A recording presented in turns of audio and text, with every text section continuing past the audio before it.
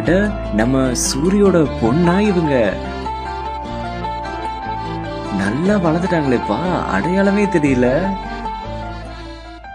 மனைவி மற்றும் மகளோட திருவண்ணாமலையில சாமி தரிசனம் பண்ண சூரி.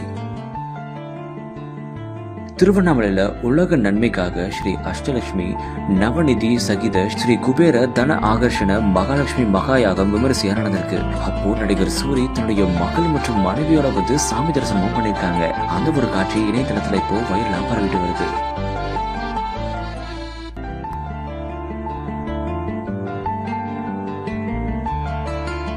வரும் 22ஆம் தேதி மதுரையில் முருக பக்தர்கள் மாநாடு நடைபெற இருக்கிறது. முருக பக்தர்கள் அனைவரும் கலந்து கொண்டு சிறப்பிக்குமாறு அன்போடு வேண்டுகிறேன்.